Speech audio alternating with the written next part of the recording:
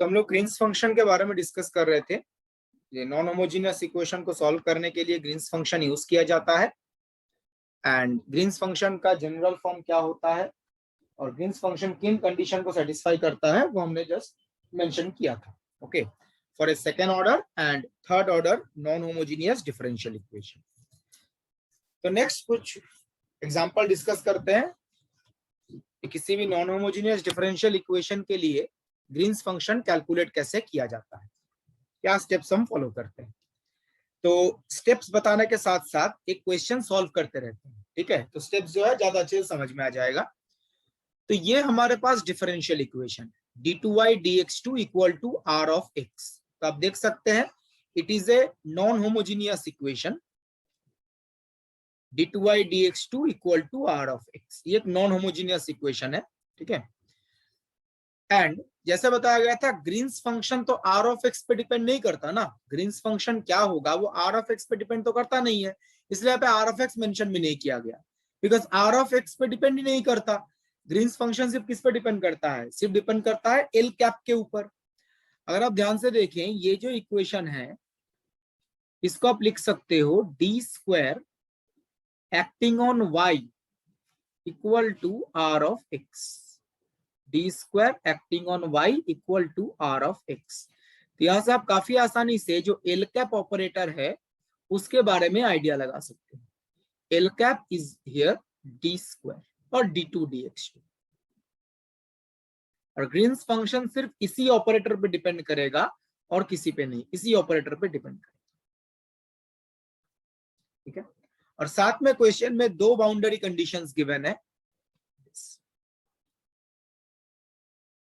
ये दो boundary conditions question में गिवन है y के ऊपर। कंडीशन क्या है, x इक्वल टू 0 पे y का वैल्यू 0 है, x इक्वल टू 1 पे y डैश का वैल्यू 0 है, ठीक है। नाउ पहला स्टेप क्या है, ये क्या लिखा गया है, find the two linearly independent solutions y1 and y2 of the differential equation L cap acting on y equal to 0। अब ये जो इक्वेशन था ये क्या इक्वेशन है, नॉन होमोजेनियस इक्वेशन। पहले क्या करना पड़ेगा, इसके कॉरिस्पॉन्डिंग होमोजेनियस इक्वेशन लिखना पड़ेगा। होमोजेनियस इक्वेशन लिखने के क्या करेंगे, r ऑफ x के बदले 0 पुट कर देंगे। तो क्वेश्चन में नॉन होमोजेनियस इक्वेशन गिवन है, just put r of x equal to 0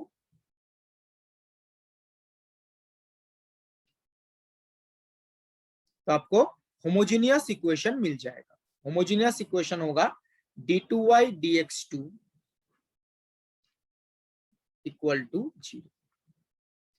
इस इक्वेशन के दो इंडिपेंडेंट सॉल्यूशन। तो होमोजेनियस इक्वेशन को सॉल्व करने के लिए क्या किया जाता है, ट्रायल सॉल्यूशन एज्यूम किया जाता है। इसको सॉल्व करने के लिए ट्रायल सॉल्यूशन एज्यूम किया जाता है। ट्रायल सॉल्यूशन का फॉर्मेट क्या है, y equal to c e to the power mx। Exam में ऐसा नहीं है सारे स्टेप बाय स्टेप सॉल्व करेंगे, ये ट्रायल सॉल्यूशन तो ऐसे को पता होना चाहिए, c e to the power mx इस फॉर्मेट का होगा। जब आप इस सॉल्यूशन को इस इक्वेशन में रिप्लेस करेंगे, ये जो सॉल्यूशन है इसको जब आप इसमें रिप्लेस करोगे तो क्या आ जाएगा, कैरेक्टरिस्टिक इक्वेशन आ जाएगा।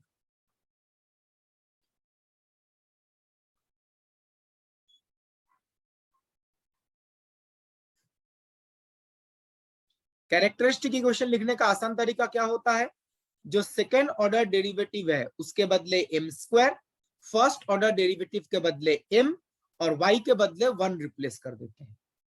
जो सेकेंड ऑर्डर डेरिवेटिव है उसके बदले क्या होगा, m square, first order derivative के बदले m और y के बदले 1।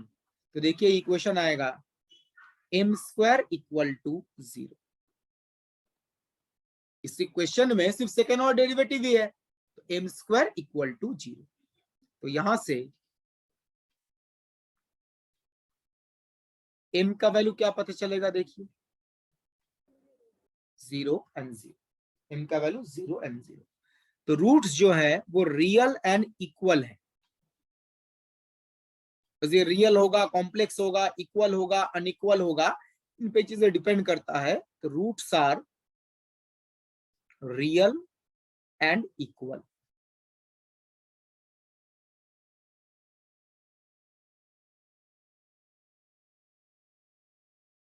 ठीक है, तो यहां से आप दो सॉल्यूशन लिख सकते हो। रियल इक्वल जब होता है तो लीनियरली इंडिपेंडेंट सॉल्यूशन हम क्या लिखते हैं?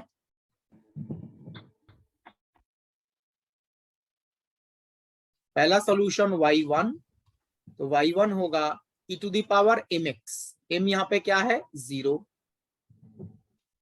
तो 1। और दूसरा सॉल्यूशन होता है x की power x e to the power mx, m का वैल्यू यहाँ पे 0 है तो x आ जाएगा। तो एक इंडिपेंडेंट सॉल्यूशन होगा e to the power mx, m यहाँ पे 0 है। दूसरा सॉल्यूशन होगा x e to the power mx, एक m यहाँ पे 0 है तो x आ जाएगा।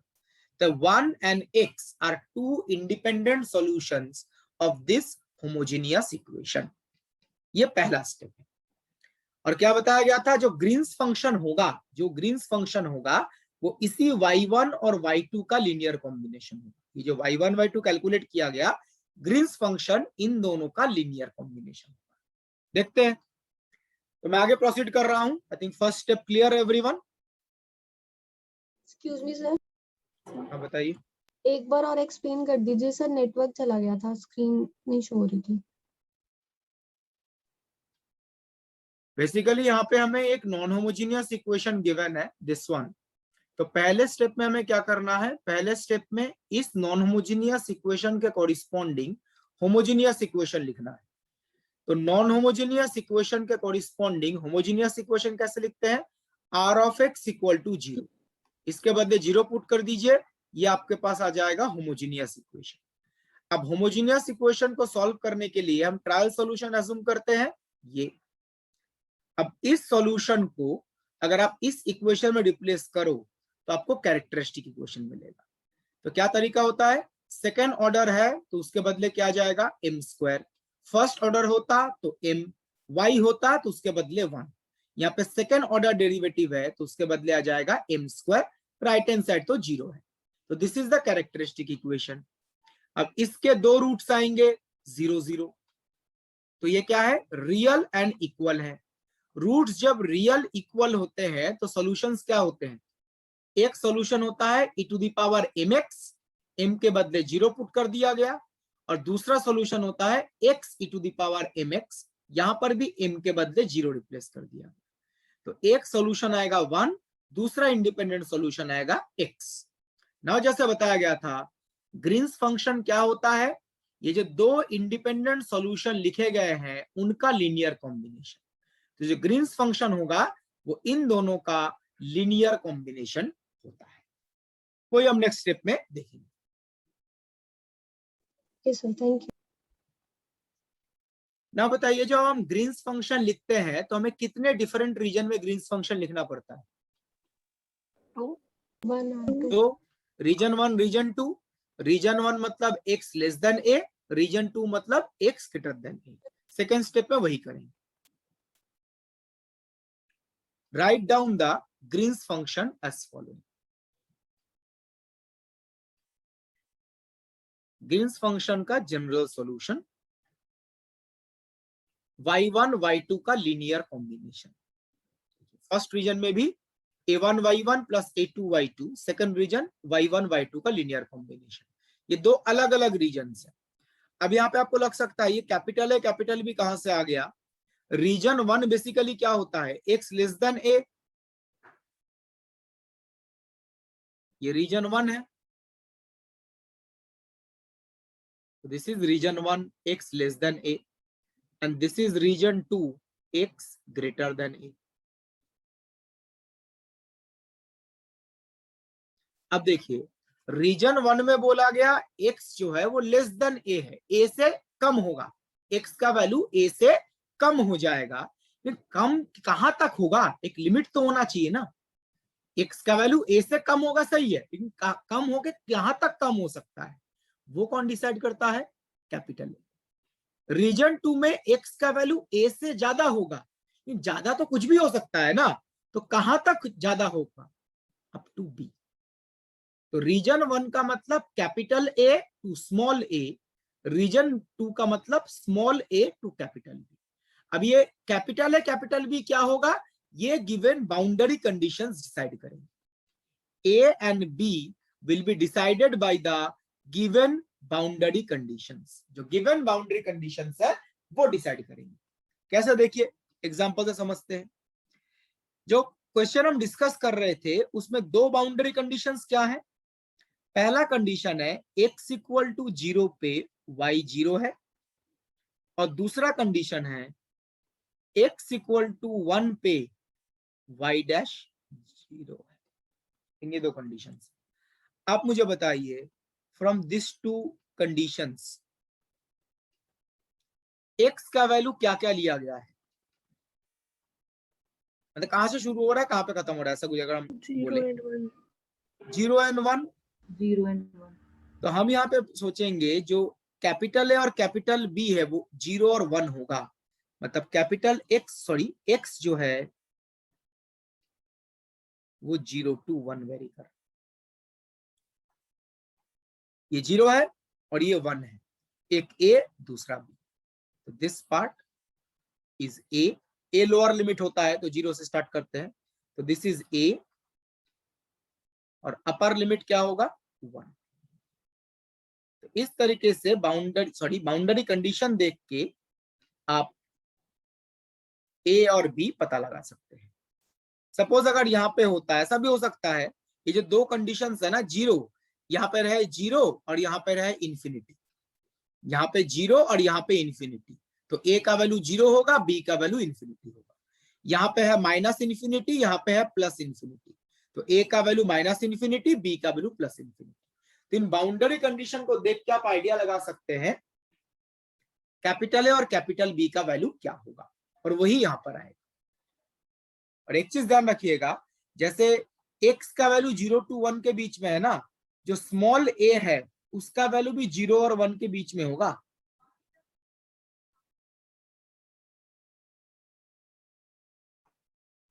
जो स्मॉल a है ना, ये स्मॉल a, इसका वैल्यू भी a और b के बीच में ही है, इतना से पता चल रहा है।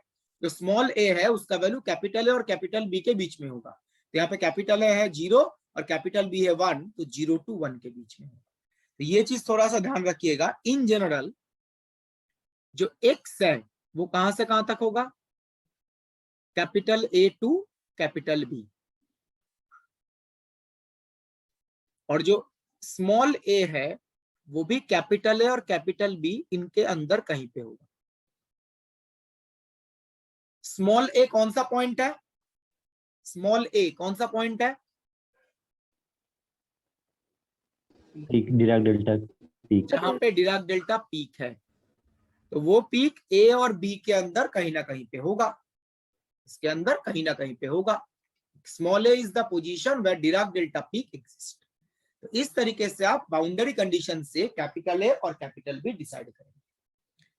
अब मुझे बताइए गिवन क्वेश्चन के लिए y1 y2 क्या आया था,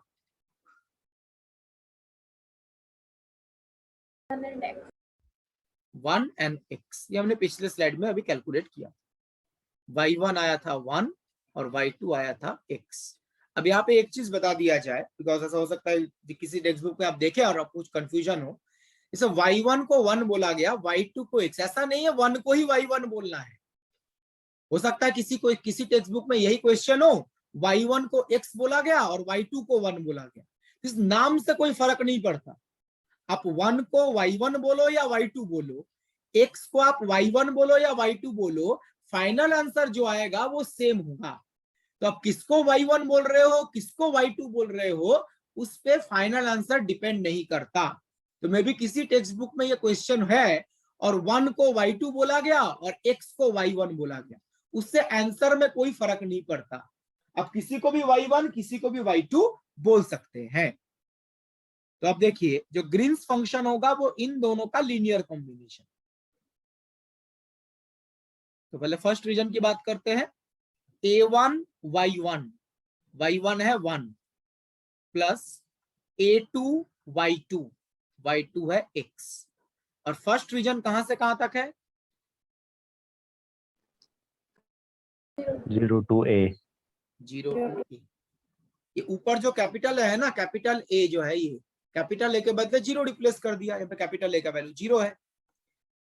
एंड सेकंड रीजन, इसमें भी 1 और x का कॉम्बिनेशन, तो b1 into y1 plus b2 into y2। इसमें क्या रीजन होगा? A21. A21। स्मॉल a2 कैपिटल b होगा, कैपिटल b का वैल्यू 1 है। तो this is the general form for the Green's function.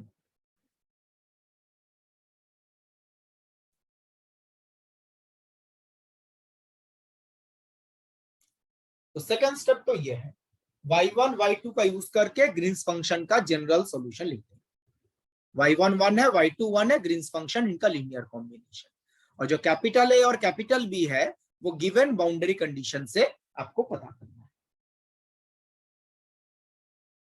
तो दिस इज रीजन 1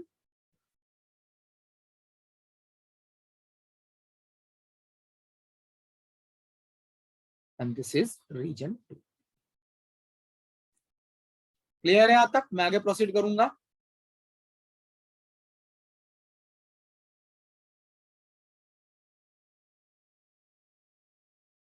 नेक्स्ट, ये तो स्टेप 2 हुआ। Next step 3। स्टेप 3 में बेसिकली क्या करेंगे? स्टेप 3 में ये जो 4 अननोन कॉन्स्टेंट्स है ना, a1 a2 b1 b2, ये 4 अननोन क्वांटिटीज हैं, इनका वैल्यू कैलकुलेट करेंगे। तो a1 a2 b1 b2 ये कैलकुलेट करने के लिए 4 कंडीशंस यूज करेंगे, जो कुछ देर पहले हमने डिस्कस किया। वहां से a1 a2 b1 b2 calculate करते हैं। तो this is the third step.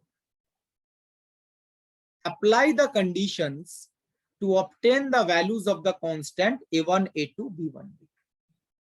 4 condition apply करेंगे, वहां से आपको a1 a2 b1 b2 इनका वैल्यू पता चलेगा। तो 1 by 1 अप्लाई करते हैं। फर्स्ट कंडीशन, फर्स्ट और सेकंड कंडीशन क्या बताया गया था? Boundary condition. जो बाउंड्री कंडीशन गिवन होगा, बिल्कुल सही। तो फर्स्ट कंडीशन देखिए, जो पहला बाउंड्री कंडीशन गिवन था वो है y at x equal to 0 is 0। ये पहला बाउंड्री कंडीशन था। तो क्या बताया गया था? जिस बाउंड्री कंडीशन को y सेटिस्फाई करेगा उसको ग्रीन्स फंक्शन भी सेटिस्फाई करेगा। तो जो ग्रीन्स फंक्शन है उसका वैल्यू भी x इक्वल टू 0 पे कितना आएगा? 0। जैसे y का वैल्यू x इक्वल टू 0 पे 0 है, ग्रीन्स फंक्शन का वैल्यू भी x इक्वल टू 0 पे 0 आएगा। अब मुझे बताइए, ये कैलकुलेशन करने के लिए हम कौन सा ग्रीन्स फंक्शन यूज करेंगे? फर्स्ट रीजन वाला या सेकंड रीजन वाला? फर्स्ट रीजन वाला। यहाँ पे x इक्वल टू 0 है ना, x equal to 0 lies in the first region. 0 to small a था, तो यहाँ पे हम रीजन 1 का जो ग्रीन्स फंक्शन है वो यूज करेंगे, because x equal to 0 region 1 के अंदर है। रीजन 1 में क्या था? देखिए, थोड़ा पीछे जा रहे हैं।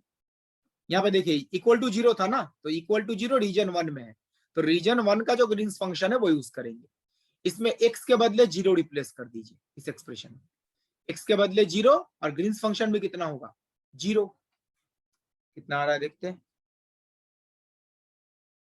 a1 plus a2 into x के बदले क्या होगा?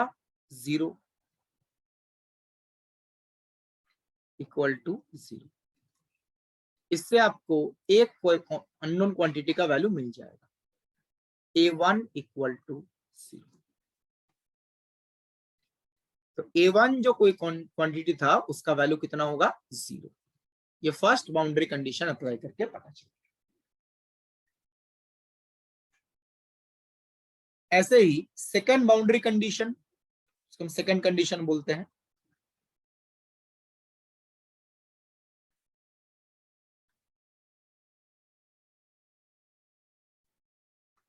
तो सेकंड बाउंड्री कंडीशन क्या है? y डैश, y डैश मतलब dy dx at x equal to 1 is equal to 0। dy dx मतलब y dash at x equal to 1 is 0। इस कंडीशन को ग्रीन्स फंक्शन भी सेटिस्फाई करेगा। तो यहाँ पे हम किसका डेरिवेटिव लेंगे? ग्रीन्स फंक्शन का। किसके रेस्पेक्ट में? x के रेस्पेक्ट में। नॉर्मल डेरिवेटिव मतलब ऑर्डिनरी डेरिवेटिव होगा या partial derivative? Partial, because g के अंदर x से दोनों का डिपेंडेंसी है। तो first order partial derivative of g with respect to x at x equal to 1 will be equal to 0। अब बताइए यहाँ पे जो x इक्वल टू 1 पे कंडीशन बताया गया, ये x इक्वल टू 1 किस रीजन में है? 2 तो सेकंड रीजन। तो x equal to 1 lies in the second region. तो सेकंड रीजन में जो ग्रीन्स फंक्शन का एक्सप्रेशन था वो यूज करेंगे। ठीक है, तो सेकंड रीजन में क्या था? b1 plus b2x। तो पहले इस ग्रीन्स फंक्शन का डेरिवेटिव करेंगे। तो बताइए b1 का डेरिवेटिव कितना आएगा? 0 x के रेस्पेक्ट में पार्शियल डेरिवेटिव, इसमें तो x है ही नहीं, 0। और b2x का पार्शियल डेरिवेटिव b2 आ जाएगा। तो इसका जब आप डेरिवेटिव कैलकुलेट करोगे, b1 का पार्शियल डेरिवेटिव 0, b2x का पार्शियल डेरिवेटिव b2, इसमें तो x आया ही नहीं, तो x इक्वल टू 1 रिप्लेस करने का कोई मतलब नहीं है, इक्वल टू 0। तो सेकंड कंडीशन अप्लाई करके आपको b2 का वैल्यू मिल जाएगा and b2 is equal to c।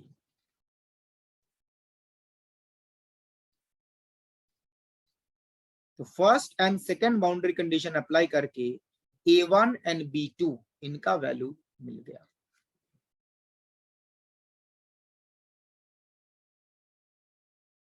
ठीक है, आई थिंक ये दो कंडीशंस कैसे अप्लाई किए गए क्लियर है। मैं आगे प्रोसीड करूंगा। तो कौन कौन से क्वांटिटी 0 आ गए? a1 and b2।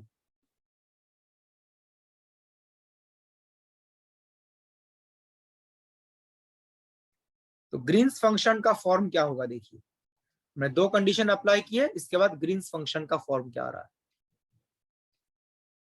g of x a first region में था a1 प्लस a2x। a1 तो 0 चला आया, तो हो जाएगा a2x। This is in the first region. First region मतलब 0 to small a। Second region में b2 0 है, तो सिर्फ b1 आ जाएगा। और सेकेंड रीजन का मतलब a2 1। Sorry, g of x a। तो first and second boundary condition, second boundary को अप्लाई करने के बाद आपको a1 का वैल्यू 0 मिला और b2 का वैल्यू 0 मिला। तो a1 और b2 के बदले 0 रिप्लेस करेंगे तो ग्रीन्स फंक्शन का फॉर्म ऐसा दिखेगा। नाउ अभी भी दो क्वांटिटीज है अननोन, a2 b1। इनका वैल्यू कैलकुलेट करने के लिए थर्ड एंड फोर्थ कंडीशन। तो पहले थर्ड कंडीशन,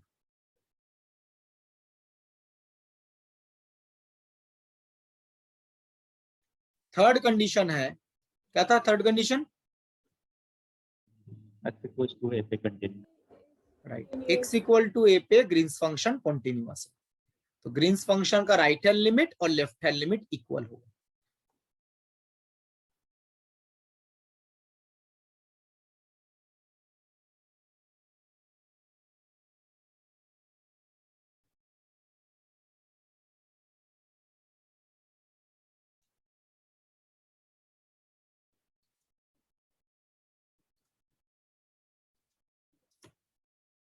तो राइट हैंड लिमिट कैलकुलेट करने के लिए कौन सा ग्रीन्स फंक्शन यूज करेंगे? Second region. Second region. तो मैं इसको ना g2 लिख देता हूं, ठीक है। और right left hand limit calculate करने के लिए फर्स्ट रीजन का। ठीक है, तो let's apply it. Second region में ग्रीन्स फंक्शन कितना है? b1। तो एक से डिपेंड है नहीं, b1 ही लिख देते हैं। और फर्स्ट रीजन में कितना है? a2x a2x। और यहाँ पे x के बदले क्या रिप्लेस करेंगे? a small a। तो लेफ्ट हैंड लिमिट आ जाएगा A2 इंटू ए। तो कॉन्टिन्यूटी वाला जो कंडीशन है वो अप्लाई करके ये रिलेशन मिला। Suppose first. Next fourth condition जो डिसकंटिन्यूटी, ग्रीन्स फंक्शन का जो फर्स्ट ऑर्डर पार्शियल डेरिवेटिव है वो डिसकंटिन्यूअस होगा and amount of discontinuity will be equal to Dirac delta function, strength of the Dirac delta function. क्या था? Right hand limit of del G del X, और right hand limit है तो second region में जो Green's function है वो use करेंगे। तो del del x of G2 minus left hand limit of Green's function. तो लेफ्ट हैंड लिमिट के लिए हम रीजन 1 यूज करते हैं, तो रीजन 1 का जो ग्रीन्स फंक्शन है G1 वो यूज करेंगे। तो del del x of G1 equal to क्या था? 1 upon A2 at x equal to a।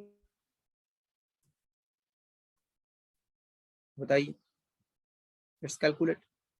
तो राइट हैंड लिमिट कैलकुलेट करने के लिए हम G2 का यूज करेंगे। G2 क्या है? G2 इज B1, G2 है B1, तो इसका डेरिवेटिव कितना होगा x के रिस्पेक्ट में? 0। तो राइट हैंड लिमिट आ जाएगा 0 माइनस G1 का डेरिवेटिव, G1 है A2x, इसका पार्शियल डेरिवेटिव x के रिस्पेक्ट पे कितना आएगा? A2। तो लेफ्ट हैंड लिमिट आ जाएगा A2 equal to A2 coefficient कितना था क्वेश्चन में? 1 था। 1 A2 मतलब d2y dx2 का कोएफिशिएंट, ये 1 है, तो राइट हैंड साइड चला आएगा 1। तो यहां से आप काफी आसानी से A2 का वैल्यू बता सकते हैं। A2 इज -1, और A2 पता चल गया तो B1 भी बता सकते हैं।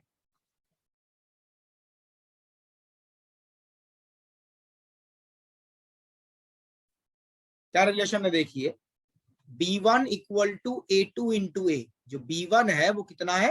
A2 इंटू ए, तो A2 आ गया -1, तो B1 भी कैलकुलेट कर सकते हैं। तो सिंपल सा कैलकुलेशन।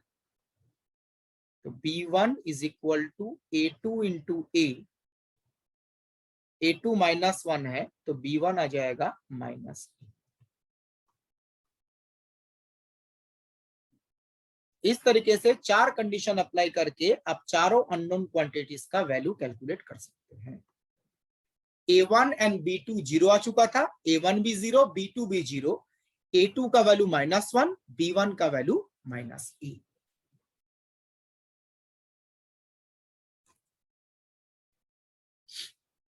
क्लियर है calculation everyone? Right hand limit left hand limit के लिए कौन सा फंक्शन यूज कर रहे हैं? क्लियर है? राइट हैंड लिमिट के लिए रीजन 2 का Green's function, left hand limit calculate करने के लिए रीजन 1 का।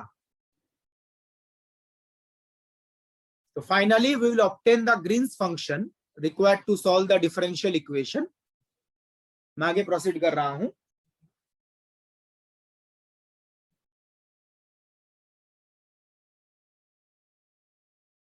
Final expression for Green's function g of x a equal to A2x था, A2 का वैल्यू -1 है तो आ जाएगा -x for the first region. First region का मतलब 0 टू स्मॉल a। अब आप यहाँ पे एक चीज नोटिस करो, यहाँ पे इक्वल साइन दे दिया गया बिकॉज हमने कॉन्टिन्यूटी कंडीशन अप्लाई कर दिया ना। क्या बोला गया था? कॉन्टिन्यूटी कंडीशन अप्लाई करके x इक्वल टू a को सॉल्यूशन में इंक्लूड किया जाएगा। Initially x equal to a को एक्सक्लूड किया जाता है, कॉन्टिन्यूटी कंडीशन यूज करके x इक्वल टू a को सॉल्यूशन में इंक्लूड कर लिया जाता है। एंड सेकंड पार्ट, जो सेकंड रीजन है उसमें क्या था? B1, आई थिंक B1 का वैल्यू -a है। And this is for the second region A2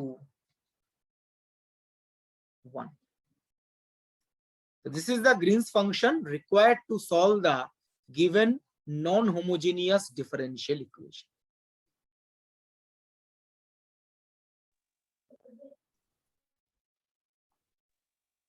sir वो x इक्वल टू a वाला पॉइंट फिर से बता दीजिए। x इक्वल टू a को पहले हमने एक्सक्लूड किया था, जब डिराक डेल्टा फंक्शन का वैल्यू रिप्लेस किया था वहां पे x not equal to a के लिए हमने कैलकुलेशन किया था, जो x not equal to a के लिए क्या होगा। इसके पहले तक देखिए, पहले तक हम कहीं पे भी इक्वल साइन नहीं लिख रहे थे, बिकॉज कैलकुलेशन में जब हम स्टार्टिंग पार्ट में जो फर्स्ट क्लास में बताया, यहाँ पे हम x not equal to a के लिए कैलकुलेट करते हैं। तो पहले x not equal to a के लिए कैलकुलेट किया जाता है, कैलकुलेट करने के बाद जो कॉन्टिन्यूटी कंडीशन है, इस कंडीशन को अप्लाई करके x इक्वल टू a को सॉल्यूशन में इंक्लूड किया जाता है। यही चीज हमने यहाँ पे यूज किया। देखिए, स्टार्टिंग में हमने इक्वल टू a नहीं लिखा था, बिकॉज स्टार्टिंग वाला जो सॉल्यूशन है वो x not equal to a के लिए होता है, इसलिए यहाँ पे इक्वल साइन नहीं दिया गया था। लेकिन यहाँ पे हमने कॉन्टिन्यूटी कंडीशन अप्लाई किया, x इक्वल टू a पे ग्रीन्स फंक्शन कॉन्टिन्यूअस होगा, right hand limit left hand limit equal होगा। तो x इक्वल टू a पे जो कॉन्टिन्यूटी कंडीशन है वो अप्लाई करके आपने x इक्वल टू a को सॉल्यूशन में इंक्लूड कर लिया। इसलिए जब फाइनल आंसर लिख रहे हैं तो x इक्वल टू a को हमने इंक्लूड कर लिया है। और इसको कैसे इंक्लूड किया था? Using the continuity condition of Green's function. ठीक है, ये सेम टेक्निक अगर आप सोचें, आप लोग क्वांटम मैकेनिक्स में जो डिराक डेल्टा पोटेंशियल पढ़ते हैं ना, डिराक डेल्टा पोटेंशियल में जब आप वेव फंक्शन कैलकुलेट करते हैं, ये same Green's function technique use कर सकते हैं आप। टाइम इंडिपेंडेंस श्रोडिंगर इक्वेशन जो आएगा वो एक नॉन होमोजीनियस इक्वेशन, मतलब ऐसा ही इक्वेशन होगा जो हम अभी डिस्कस कर रहे हैं। जो टाइम इंडिपेंडेंस श्रोडिंगर इक्वेशन है in case of Dirac delta potential, वहां पे आप ग्रीन्स फंक्शन टेक्निक यूज करके भी वेव फंक्शन कैलकुलेट कर सकते हैं। ये इसका एक एप्लीकेशन है। डिराक डेल्टा पोटेंशियल के सिस्टम में वेव फंक्शन आप ग्रीन्स फंक्शन टेक्निक से भी कैलकुलेट कर सकते हैं।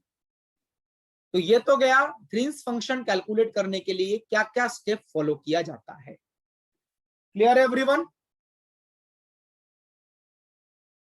Yes sir. ठीक है, नाउ ग्रीन्स फंक्शन पता चल गया, अब सॉल्यूशन कैसे पता करेंगे? हमारा मेन एम तो सॉल्यूशन पता करना था। तो y ऑफ x, इसके साथ ग्रीन्स फंक्शन का रिलेशन है, इंटीग्रल फॉर्म में रिलेटेड होता है। Integration capital A to capital B r of A into g of x a. Capital R तो गिवन नहीं है, उस टर्म्स में रखेंगे। कैपिटल A का वैल्यू 0 है और कैपिटल B का वैल्यू 1 है। तो इंटीग्रेशन 0 टू 1, सॉरी ये A के रेस्पेक्ट में इंटीग्रेशन, प्लीज बी केयरफुल, ये A के रेस्पेक्ट में इंटीग्रेशन।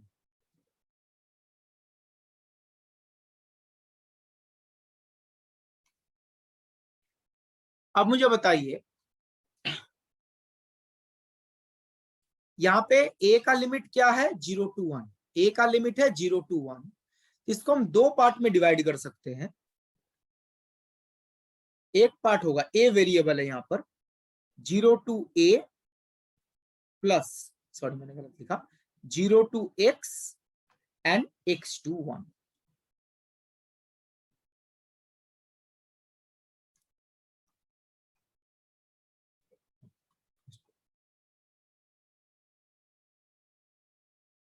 A का लिमिट A के रेस्पेक्ट में इंटीग्रेशन था और A का लिमिट है 0 टू 1। इसको दो पार्ट में डिवाइड किया, 0 टू x, x टू 1। अब मुझे बताइए, आर कैपिटल आर तो पता नहीं है हमें, वो तो क्वेश्चन में गिवन होगा, उसको एज इट इज रखते हैं। फर्स्ट पार्ट में ग्रीन्स फंक्शन के बदले क्या रिप्लेस करेंगे? फर्स्ट पार्ट कौन सा रीजन है?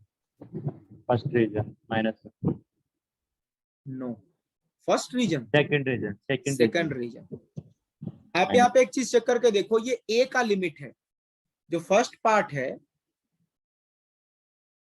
इसमें A का वैल्यू कहां से कहां तक है? 0 टू x। A का वैल्यू है 0 टू x। तो यहां पर जो रीजन है वो ये कंडीशन है ना, A is less than x। ये फर्स्ट रीजन है या second region? Second region, second region. A less than x होने का मतलब x तो ग्रेटर देन A होगा ना। Be careful about this. ये a के रेस्पेक्ट में इंटीग्रेशन था, a का लिमिट कहां से कहां तक है 0 to x। तो a का वैल्यू x से कम है, तो a का वैल्यू अगर x से कम है तो x का वैल्यू a से ज्यादा होगा ना, तो ये सेकंड रीजन है। देखिए ऊपर नोटिस कीजिए, तो गलती से यहाँ पे फर्स्ट रीजन वाला ग्रीन्स फंक्शन यूज मत कर दीजिएगा, इसमें सेकंड रीजन का जो ग्रीन्स फंक्शन है वो यूज होगा। ऐसे सेकंड पार्ट नोटिस कीजिए, सेकंड पार्ट में भी इंटीग्रेशन a के रेस्पेक्ट में ही है, और a का लिमिट कहां से कहां तक है सर, इंटीग्रेशन में dA होगा ना, dA।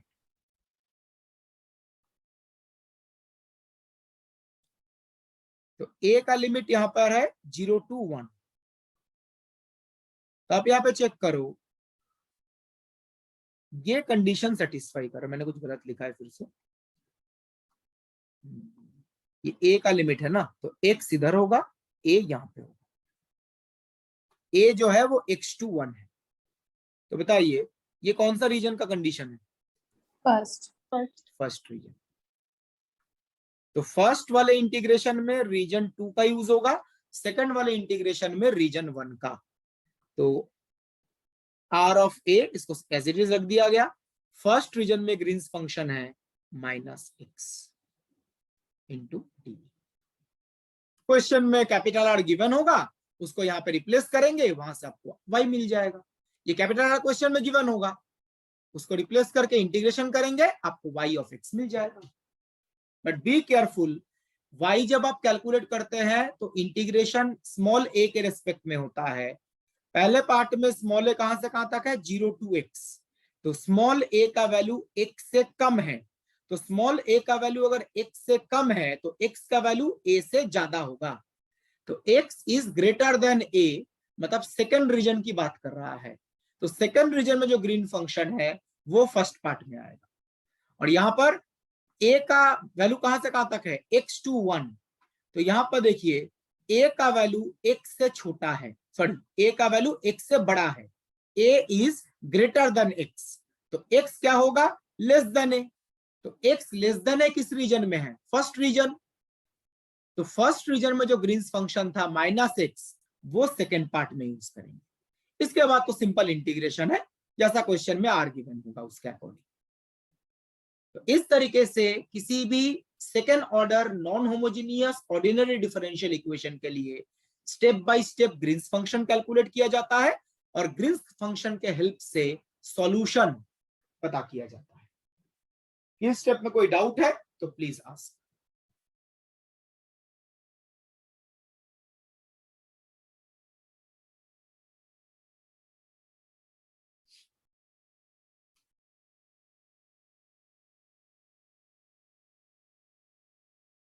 अब ये तो गया ग्रीन्स फंक्शन सॉल्व करने का जो exact step by step technique होता है। सब्जेक्टिव क्वेश्चन हो तो exact step by step technique मैंने ये डिस्कस किया एक एग्जांपल के साथ। नाउ नेट एग्जामिनेशन में बेसिकली अभी तक क्वेश्चन नेट में ही पूछे गए हैं, और किसी एग्जामिनेशन में ग्रीन्स फंक्शन से क्वेश्चन पूछा नहीं गया है। नेट एग्जामिनेशन में 4 ऑप्शंस गिवन होते हैं, एमसीक्यू क्वेश्चन है, नेट में सब्जेक्ट तो पूछा नहीं जाता। सिंस एग्जामिनेशन में 4 ऑप्शन गिवन है, तो आपको ये पूरा स्टेप मतलब पूरा जो प्रोसीड्योर है ये मतलब ये करने का जरूरत नहीं है। अगर सब्जेक्टिव क्वेश्चन होता तो जो भी हमने 3 स्टेप्स बताए, स्टेप 1 y1 y2 कैलकुलेट करना, स्टेप 2 ग्रीन्स फंक्शन का जनरल फॉर्म लिखना, स्टेप 3 ये कंडीशन अप्लाई करके a1 a2 b1 b2 calculate करना। सब्जेक्टिव क्वेश्चन में ये पूरा कैलकुलेशन करना पड़ता step by step. But since multiple choice question है, हमारे पास 4 ऑप्शंस हैं, तो ग्रीन्स फंक्शन कैलकुलेट करने का और एक आसान तरीका भी है। आसान मतलब जल्दी से टाइम कम लगेगा, ठीक है। एग्जैक्ट टेक्निक तो पता होना चाहिए, बट सिंस 4 ऑप्शंस हैं तो ऑप्शन से भी आप जल्दी से आंसर पता लगा सकते हैं। तो नेक्स्ट हम वही डिस्कस करेंगे, जो एग्जामिनेशन में ग्रीन्स फंक्शन कैलकुलेट करने के जो इजी टेक्निक्स है। इजी इन द सेंस जो जल्दी से होंगे, ज्यादा लेंदी नहीं। ये मेथड तो काफी ज्यादा लेंदी है। सब्जेक्टिव क्वेश्चन होता तो यही मेथड फॉलो करना पड़ेगा। तो next easy techniques to find Green's function. Exam में आप क्या करेंगे, तो मैं यहाँ पे दो मेथड्स के बारे में बताऊंगा। इन दो मेथड्स में से कोई भी एक मेथड यूज करके आप काफी आसानी से एग्जाम में ग्रीन्स फंक्शन कैलकुलेट कर सकते हैं। ओके, तो पहले वन बाय वन डिस्कस करते हैं। मेथड वन क्या लिखा गया है, use of the continuity condition satisfied by the Green's function and discontinuity condition satisfied by del ji del x. जो ग्रीन्स फंक्शन है वो कॉन्टिन्यूअस होता है, और जो ग्रीन्स फंक्शन का फर्स्ट ऑर्डर पार्शियल डेरिवेटिव है वो x इक्वल टू a पे डिसकंटिन्यूअस होता है। तो ग्रीन्स फंक्शन का कॉन्टिन्यूटी कंडीशन और डेल जी डेल एक्स का डिसकंटिन्यूटी कंडीशन, इन दोनों को यूज करके आप ऑप्शन से आंसर बता सकते हैं। कैसे, अभी बता रहे हैं एग्जांपल के साथ। और method two, use of the boundary conditions given in the questions and the रॉन्स्कियन।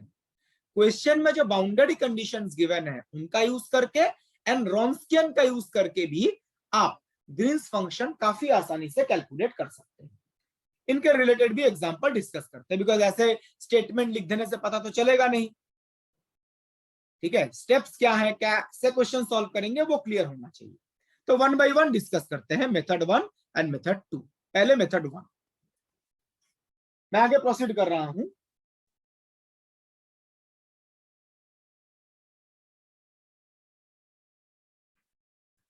Method one, Green's function continuous है और ग्रीन्स फंक्शन का first order partial derivative discontinuous है। इन दो कंडीशन को चेक करेंगे। फर्स्ट, ग्रीन्स फंक्शन का right hand limit and Green's function का left hand limit x equal to a पे इक्वल आएगा। आप ये चेक कर सकते हैं ये जो कॉन्टिन्यूटी कंडीशन है इसको कौन सा ऑप्शन सेटिस्फाई कर रहा है। जो कॉन्टिन्यूटी कंडीशन है, right hand limit left hand limit equal होगा, इस कंडीशन को कौन सा ऑप्शन सेटिस्फाई कर रहा है। बट फ्रैंकली स्पीकिंग, ये जो कॉन्टिन्यूटी कंडीशन है ना, इससे नॉर्मली आंसर पता नहीं चलता है। मतलब जो ऑप्शंस होते हैं ना, चार ऑप्शंस हैं, उनमें से दो तीन ऑप्शन तो इनको सेटिस्फाई करेंगे ही करेंगे। जो चार ऑप्शंस होंगे उनमें से दो या तीन ऑप्शन इस कॉन्टिन्यूटी कंडीशन को सेटिस्फाई करेंगे ही करेंगे। ऐसा भी हो सकता है चारों सेटिस्फाई कर जाए। तो नॉर्मली कॉन्टिन्यूटी कंडीशन है ना, आंसर पता नहीं चलता, लेकिन तब भी चेक कर लेंगे। हो सकता है ये कंडीशन अप्लाई करने पे कुछ ऑप्शन एलिमिनेट हो जाए, ऐसा हो सकता है कुछ ऑप्शन एलिमिनेट हो जाए। बट नॉर्मली जो ऑप्शंस होते हैं, दो तीन ऑप्शंस, चार ऑप्शंस, इसको सेटिस्फाई करेंगे। सेकेंड जो कंडीशन लिखा गया ये इंपॉर्टेंट है, इसी से आंसर पता चल जाता है। क्या कंडीशन है, जो डेल जी डेल एक्स है वो x इक्वल टू a पे डिसकंटिन्यूअस होगा और अमाउंट ऑफ डिसकंटिन्यूटी होगा 1/a2 एट a। ये हमने पहले भी डिस्कस किया है। जो डेल जी डेल एक्स है फर्स्ट ऑर्डर पार्शियल डेरिवेटिव, ये x इक्वल टू a पे डिसकंटिन्यूअस है और अमाउंट ऑफ डिसकंटिन्यूटी कितना होगा, 1/a2 एट a। तो ये डेल जी डेल एक्स का राइट हैंड लिमिट है minus left hand limit of del ji del x equal to 1/a2। तो डेल जी डेल एक्स का right hand limit minus del जी del x का left hand limit equal to 1/a2। इसी condition से आपको answer पता चलेगा। ठीक है, तो ये दोनों चेक कर सकते हैं, ग्रीन्स फंक्शन कॉन्टिन्यूअस और ग्रीन्स फंक्शन का first order partial derivative discontinuous. ये किसके लिए बताया जा रहा है, second order non homogeneous ordinary differential equation. Second order non homogeneous ordinary differential equation. Normally second order ही एग्जाम में पूछा जाता है। अगर थर्ड ऑर्डर हो जाए तो क्या चेंज होगा इसमें, अगर थर्ड ऑर्डर होता है तो सेकंड ऑर्डर होगा। Right, third order differential equation के लिए सेकेंड ऑर्डर डिसकंटिन्यूअस होगा, Green's function and first order derivative continuous होगा। Repeating, third order non homogeneous differential equation के लिए ग्रीन्स फंक्शन कंटिन्यूअस होगा, first order derivative of Green's function continuous होगा, second order derivative of Green's function discontinuous होगा, जो हमने कुछ देर पहले ब्रेक के पहले डिस्कस किया है। ठीक है, तो एक क्वेश्चन डिस्कस करते हैं इसके ऊपर जो नेट एग्जामिनेशन में पूछा गया है, देखते हैं।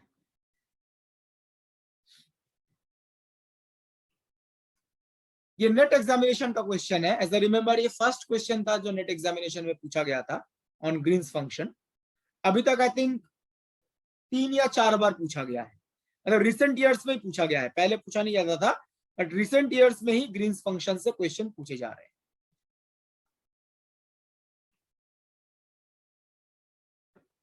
Let's read the question first.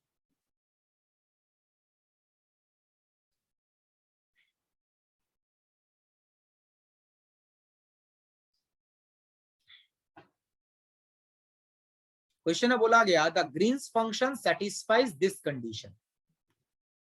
तो ग्रीन्स फंक्शन क्या होगा जो इस कंडीशन को सेटिस्फाई कर रहा है। अब देखिए, ये जो इक्वेशन क्वेश्चन में गिवन है, ये सेम इक्वेशन है जो कुछ देर पहले हमने ग्रीन्स फंक्शन के लिए लिखा था। ग्रीन्स फंक्शन किस कंडीशन को सेटिस्फाई करता है? L cap acting on Green's function, capital G के बदले स्मॉल जी लिखा गया है, इक्वल टू डिराक डेल्टा। तो क्वेश्चन के फर्स्ट लाइन में जो इक्वेशन गिवन है वो इसी फॉर्मेट का तो है। एल कैप क्या है? d2 dx2, बिकॉज ये डेरिवेटिव ही है बेसिकली। तो क्वेश्चन का फर्स्ट लाइन में जो इक्वेशन गिवन है ये बेसिकली इसी फॉर्मेट का है। यहाँ पे कैपिटल जी हमने बोला था ग्रीन्स फंक्शन, कैपिटल जी के बदले स्मॉल जी है, और ये जो जिसको हमने ए बोला था, ए के बदले इस क्वेश्चन में क्या है? X not. ये तो देखिए नोटेशन तो चेंज हो ही सकता है, ए के बदले एक्स नॉट। अब वो क्या कैलकुलेट करना है? Green's function. और ये जो कंडीशन है ये बेसिकली कौन से कंडीशन है, कोई बता सकता है? These are the boundary conditions. X के टर्म्स में इसलिए हम बाउंड्री कंडीशन, अगर टाइम के रेस्पेक्ट में होता तो इनिशियल कंडीशन बोलते। तो these are basically boundary conditions. यहां से कोई बता सकता है कैपिटल ए और कैपिटल बी का वैल्यू कितना होगा? -L कैपिटल ए का -L n + L। जो बाउंड्री कंडीशन है उससे आप lower limit -a and upper limit b calculate कर सकते हैं। a is -L, b is +L।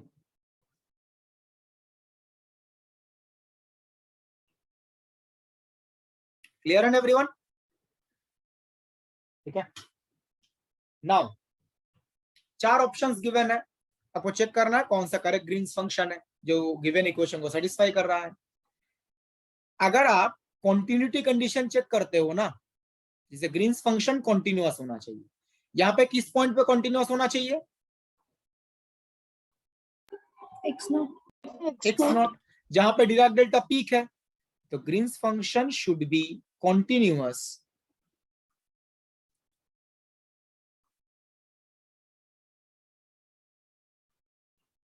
Eight x equal to x naught. x equal to x naught पे Green's function continuous. ठीक है। अगर आप चेक करके देखें इस कॉन्टिन्यूटी कंडीशन को सारे ऑप्शन सेटिस्फाई कर रहे हैं। मैं एक चेक करके बता देता हूं, ऐसा बाकी चेक कर सकते हैं।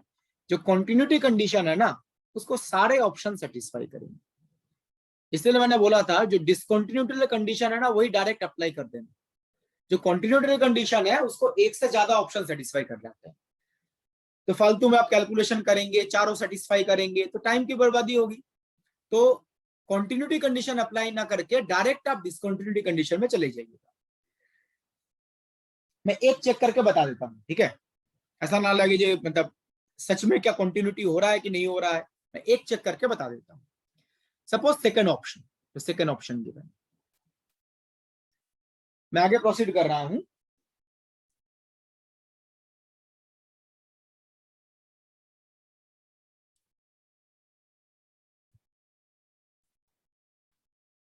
ऑप्शन बी चेक करते हैं ये कॉन्टिन्यूअस है या डिसकंटिन्यूअस है, चेक करते हैं।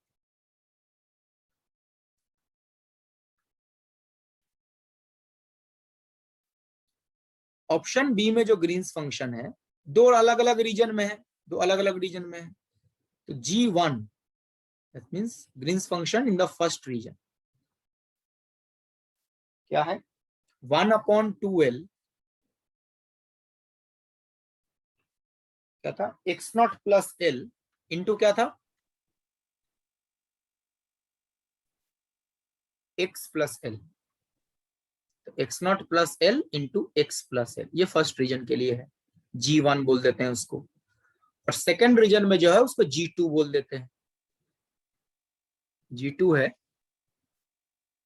माइनस माइनस हो जाएगा 1/2L x0 minus L into x minus L। ये फर्स्ट और सेकेंड रीजन में ग्रीन्स फंक्शन गिवन है ऑप्शन बी के अकॉर्डिंग। नाउ अगर आप चेक करके देखो कॉन्टिन्यूअस है तो right hand limit left hand limit equal होना चाहिए, लेट्स चेक। तो पहले राइट हैंड लिमिट कैलकुलेट करने के लिए कौन सा यूज करेंगे, फर्स्ट G1 या G2?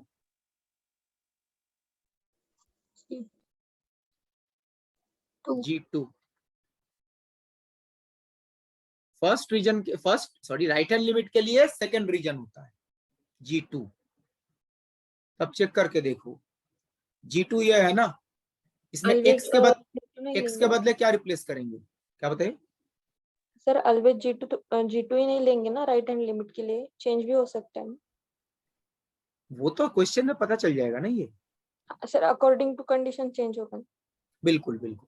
जैसे ये x लेस देन x0 है, ये है ना, तो ये कौन सा रीजन है, first region. x less than a और x ग्रेटर देन a, ये सेकंड रीजन है। नॉर्मली यही होता है, जो राइट हैंड लिमिट है उसमें सेकंड रीजन वाला यूज होता है और लेफ्ट हैंड लिमिट में फर्स्ट रीजन वाला। तो बताइए जो G2 है इसमें x के बदले x0 रिप्लेस करना है ना, क्या आएगा, x के बदले x0 रिप्लेस करेंगे तो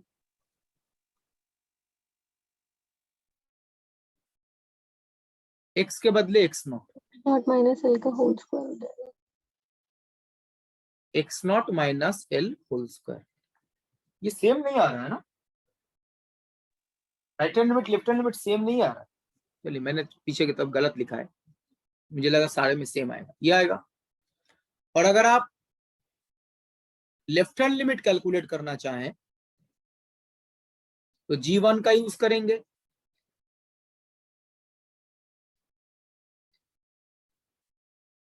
तो G1 का जो एक्सप्रेशन है उसमें भी x के बदले x0 रिप्लेस की, सेम नहीं आ रहा है, all options are not satisfying, मतलब ये नहीं हो सकता।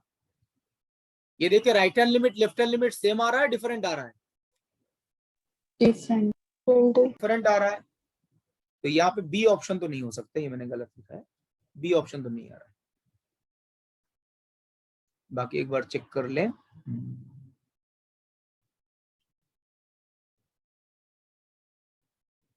बाकी सेटिस्फाई करेंगे, ACD में आएगा, चेक कीजिए। सिर्फ बी ऑप्शन जो है वो कंटिन्यूटी कंडीशन को सेटिस्फाई नहीं करेगा। तो मैंने बोला था ना कंटिन्यूटी कंडीशन जो है ना वो 2-3 ऑप्शन सेटिस्फाई कर जाते हैं नॉर्मली, तो कंटिन्यूटी वाले से आंसर पता करना थोड़ा मुश्किल है, इसमें बी नहीं कर रहा है। बस बी के लिए जब आपने right hand limit left hand calculate किया, राइट हैंड लिमिट ये आ गया, लेफ्ट हैंड लिमिट ये आ गया, दैट इज डिसकंटीन्यूअस। तो बी ऑप्शन तो बिल्कुल नहीं हो सकता।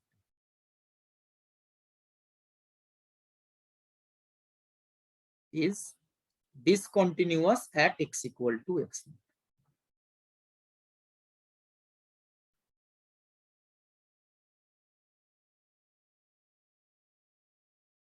तो बी ऑप्शन कभी नहीं हो सकता, not possible.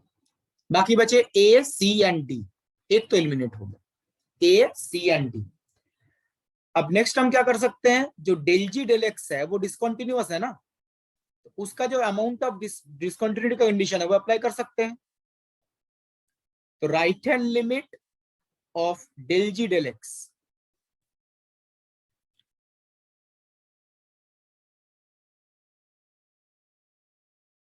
Right hand limit के लिए G2 यूज करते हैं, minus left hand limit of del ji del x, और लेफ्ट हैंड लिमिट के लिए हम G1 यूज करते हैं,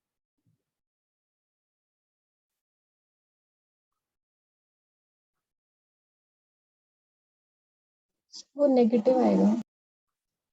right, equal to 1/a2 at a। a2 किसका कोएफिशिएंट होगा? a2 किसका coefficient? Right, second order derivative का कितना आएगा? 1। तो a2 is the coefficient of second order derivative, जो इस केस में 1 है। तो आपको जस्ट चेक करना है कौन सा ऑप्शन इस कंडीशन को सेटिस्फाई कर रहा है, इसलिए आपको चेक करना है। चेक करते हैं, बी ऑप्शन तो नहीं हो सकता, बाकी ऑप्शन चेक कर लेते हैं।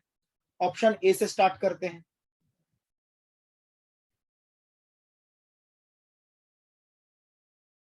तो मैं आगे प्रोसीड कर रहा हूं।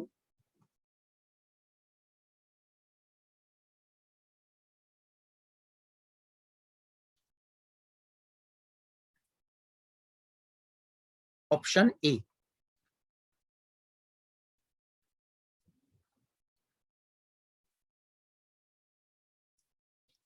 ऑप्शन ए में जो ग्रीन्स फंक्शन है g1 g2 में लिखते हैं तो आसानी होगी। g1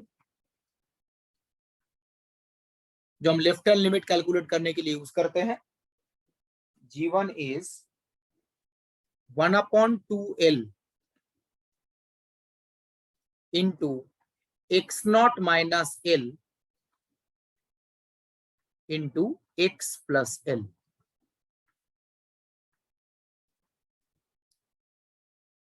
and g2 second region में ग्रीन्स फंक्शन जो हम राइट हैंड लिमिट कैलकुलेट करने के लिए यूज करते हैं, यह है 1/2l into x0 plus l into x minus l। ये g1 एंड g2। इनका जो पार्शियल डेरिवेटिव है वो डिसकंटिन्यूअस होना चाहिए, और अमाउंट ऑफ डिसकंटिन्यूटी कितना आना चाहिए? एनीवन? Amount of discontinuity 1। बिल्कुल सही, 1। तो पहले ना हम यहाँ पे इसका डेरिवेटिव कैलकुलेट कर लेते हैं तो आसानी होगी। तो del del x of g1, x के रेस्पेक्ट में पार्शियल डेरिवेटिव, बाकी सारा कांस्टेंट की तरह बिहेव करेगा। तो 1/2l into x0 minus l, ये तो कांस्टेंट है, x तो है नहीं इसके अंदर। एंड ये जो x प्लस l है इसका पार्शियल डेरिवेटिव कितना आएगा? 1। सिंपल है, ये आएगा x0 minus l upon 2l। Similarly जो g2 है इसका डेरिवेटिव अगर आप कैलकुलेट करो तो del del x of g2 1/2l x0 plus l, ये तो कांस्टेंट है। जो ये x plus l, x minus l है, इसका डेरिवेटिव करेंगे तो आएगा 1। ये होगा x0 minus l upon 2l plus l upon 2l। ना आप चेक करके देखिए, अगर आप right hand limit minus left hand limit calculate करते हो, ये सेम तो नहीं आएगा। ये तो यहीं से पता चल रहा है ना, ये एक्सप्रेशन से पता चल रहा है लेफ्ट हैंड लिमिट और राइट हैंड लिमिट डिफरेंट आएगा, एक में प्लस है एक में माइनस है। तो right hand limit of del ji del x at x equal to x0 minus left hand limit of del ji del x at x equal to x0, इन दोनों का डिफरेंस कैलकुलेट कर रहे हैं। एनीवन? कितना आ रहा है please check it. Right hand limit और लेफ्ट कितना आ रहा है? 1 आ रहा है। 1 आ रहा है। और कितना आना चाहिए था? 1 ही आना चाहिए था। तो ऑप्शन ए डिसकंटिन्यूटी वाला जो कंडीशन है उसको सेटिस्फाई कर रहा है। तो ये मे बी आंसर हो सकता है, मे बी। बाकी ऑप्शन बी क्या हो सकता है? No sir. बस ऑप्शन बी में तो ग्रीन्स फंक्शन डिसकंटिन्यूअस है, वो तो पहले एलिमिनेट हो चुका था। आप ऐसे ही ना ऑप्शन सी और ऑप्शन डी चेक करो, जस्ट डेरिवेटिव कैलकुलेट करके लिमिट कैलकुलेट करना है, ना ज्यादा मुश्किल नहीं है। और फंक्शन ऐसे देके रखे हैं, डेरिवेटिव कैलकुलेट करना, लिमिट कैलकुलेट करना इतना मुश्किल तो नहीं है। I don't think so. पहले ऑप्शन बी के लिए, सॉरी बी नहीं, बी तो एलिमिनेट हो चुका है, सी, बी तो पहले एलिमिनेट हो चुका है, नहीं हो सकता। सी के लिए कैलकुलेट करके बताइए ये अमाउंट ऑफ डिसकंटिन्यूटी कितना आ रहा है। मतलब पहले तो ये डेरिवेटिव कैलकुलेट कीजिए, फिर उनके वो सेम है या डिफरेंट है। सेम है तो ठीक है, डिफरेंट है तो कितना डिफरेंस है।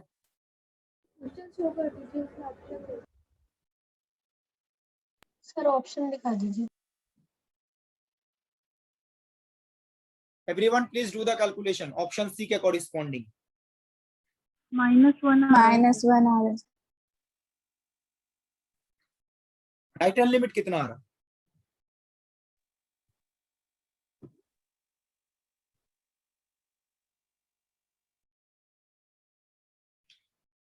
-1/12 L plus x naught। ठीक है,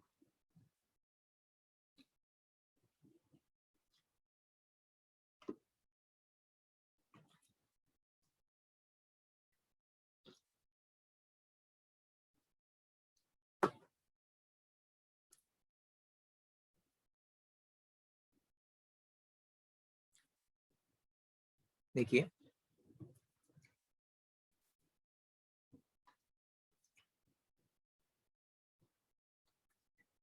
तो right hand limit of del ji del x, तो राइट हैंड लिमिट के लिए तो G2 यूज करते हैं, minus left hand limit of del ji del x,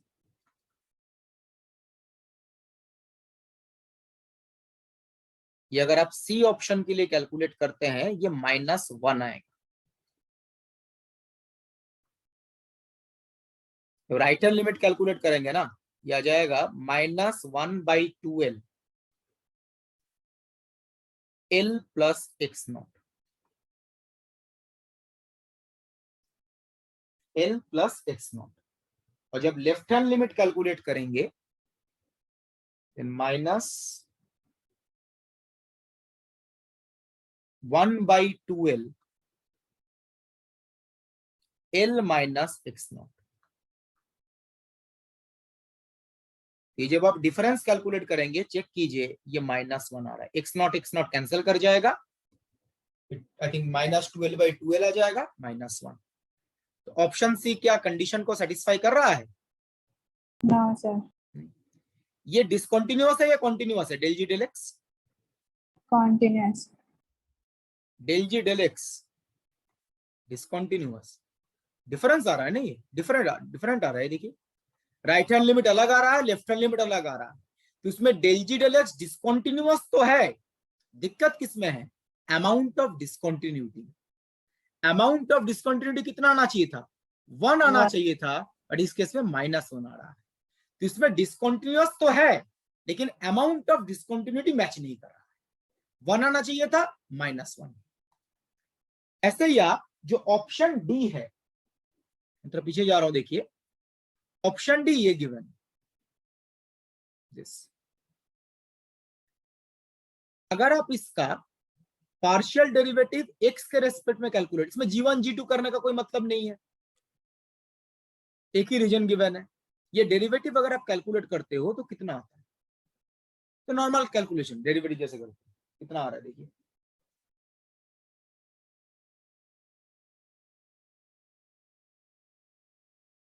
del ji del x x/L।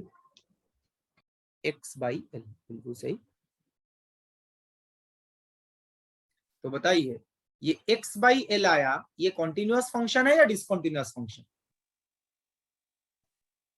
एक ही रीजन है और उसमें x/L है, x जो है वो कॉन्टिन्यूअस होता है डिसकंटिन्यूअस होता है? कॉन्टिन्यूअस। तो एक ही रीजन है, रीजन में ब्रेक भी नहीं किया गया, और एक रीजन के अंदर डेल जी डेल एक्स एक्स आ रहा है जो एक कॉन्टिन्यूअस फंक्शन है, स्ट्रेट लाइन है ना इसका ग्राफ अगर ड्रॉ करें तो, ठीक है। तो इस केस में फोर्थ ऑप्शन में डेल जी डेल एक्स कॉन्टिन्यूअस होगा या डिसकंटिन्यूअस? कंटिन्यूअस। कॉन्टिन्यूअस, लेकिन होना क्या चाहिए था? This is continuous. डिसकंटिन्यूअस। तो ये भी गलत है, तो del ji del x is continuous at x equal to x, but होना चाहिए डिसकंटिन्यूअस।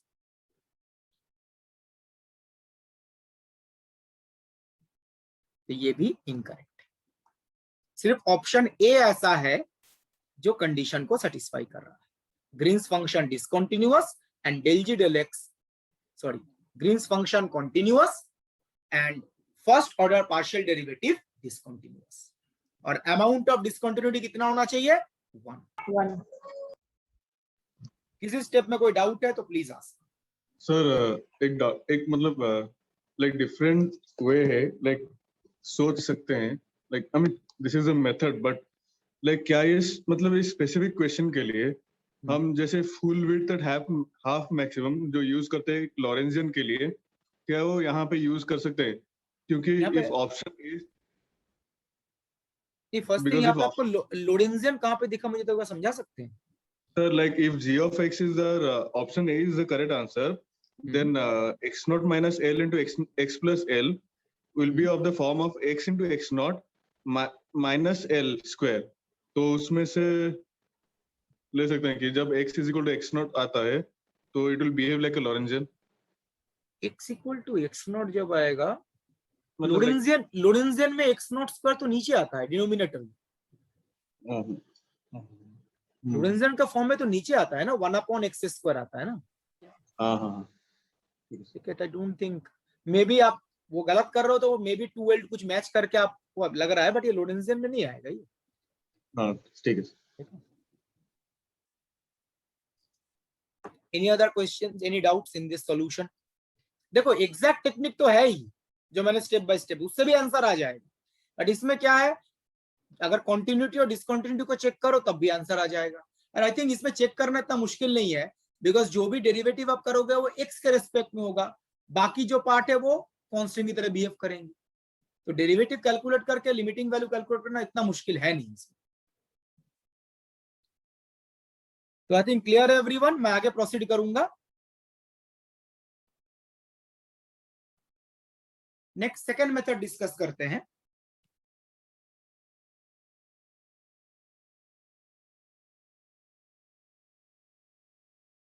तो सेकेंड मेथड में क्या बोला गया था? Use of the boundary conditions given in the questions and Wronskian. Question में जो बाउंड्री कंडीशंस गिवन है उनका यूज करेंगे और रॉन्स्कियन का यूज करके हम ग्रीन्स फंक्शन पता लगा सकते हैं। इसमें भी 3 स्टेप फॉलो किए जाते हैं, बट इसमें यू कैन से कैलकुलेशन जो है ना, मतलब पहले जो एग्जैक्ट टेक्निक बताया गया, ये भी one kind of exact technique है, बट इसमें कैलकुलेशन रिलेटिवली इजी होता है और स्ट्रेट फॉरवर्ड है, उतना मतलब कॉम्प्लिकेटेड नहीं है। कोई कंडीशन मतलब कोई कंटिन्यूटी डिसकंटिन्यूटी चेक नहीं करना है। ठीक है, देखिए क्या बोला गया। First step is find the 2 linearly independent solutions y1 and y2 after applying the boundary conditions। First step में हमें क्या करना है, जो कॉरिस्पॉन्डिंग होमोजीनियस डिफरेंशियल इक्वेशन है उसके 2 इंडिपेंडेंट सॉल्यूशन कैलकुलेट करने हैं y1 y2 by applying the boundary conditions. Boundary condition जो है वो अप्लाई करके, जो भी कंडीशन गिवन होगा वो अप्लाई करके हमें 2 इंडिपेंडेंट सॉल्यूशन पहले पता करने हैं, किसके? कॉरिस्पॉन्डिंग होमोजीनियस डिफरेंशियल इक्वेशन के। ठीक है, मैं पहले इस स्टेप की बात करता हूं। ठीक है, ये पहले सॉल्व कर लेते हैं, फिर स्टेप 2 में आएंगे। तो स्टेप बाय स्टेप अगर एग्जांपल डिस्कस कर लेते हैं ना तो समझने में आसानी हो जाएगी। ठीक है, तो मैं आगे बढ़ रहा हूं। तो फर्स्ट स्टेप में आपको 2 इंडिपेंडेंट सॉल्यूशन पता करने हैं होमोजेनियस डिफरेंशियल इक्वेशन के by applying the boundary conditions. तो पहले स्टेप 1 देखते हैं कैसा सॉल्व करेंगे। देखिए ये भी नेट एग्जामिनेशन का क्वेश्चन है।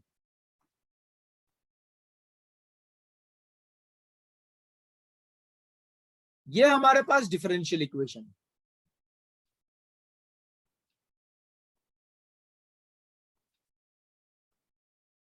अब देखिए ये इक्वेशन किस फॉर्मेट का है?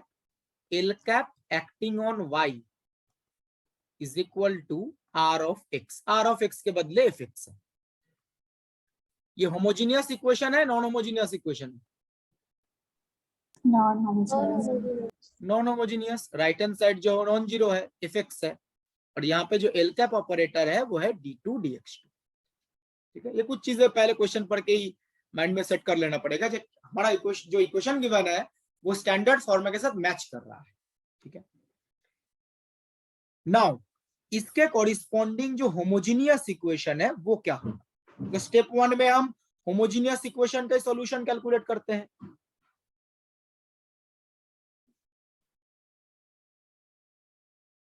स्टेप 1,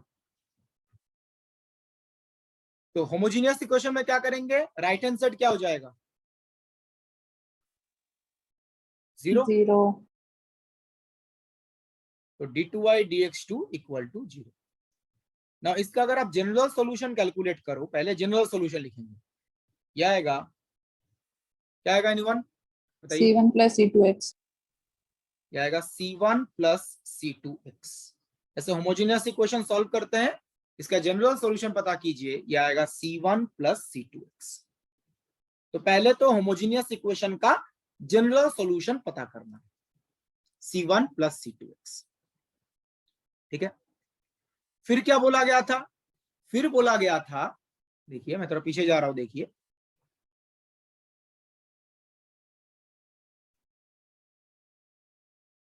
ये दो इंडिपेंडेंट सॉल्यूशन कैलकुलेट करेंगे by applying the boundary conditions. Boundary condition apply करने के बाद तो क्या करना है?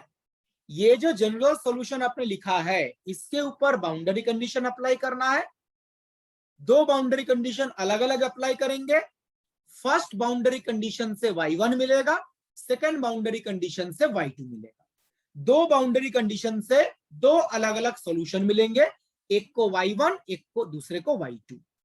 तो फर्स्ट बाउंड्री कंडीशन यह है x इक्वल टू 0 पे y 0 है, और दूसरा बाउंड्री कंडीशन है this। तो दो बाउंड्री कंडीशन से आपको दो सॉल्यूशंस मिलेंगे, तो एक को बोलेंगे y1 और दूसरे को बोल देंगे y2।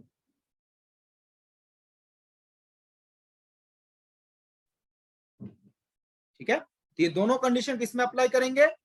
सेपरेटली ऑब्वियसली इसके ऊपर, इस जनरल सॉल्यूशन के ऊपर। तो फर्स्ट बाउंड्री कंडीशन अप्लाई करेंगे तो y1, सेकंड अप्लाई करेंगे तो y2। तो कंडीशंस अप्लाई करते हैं, देखते हैं क्या आता है।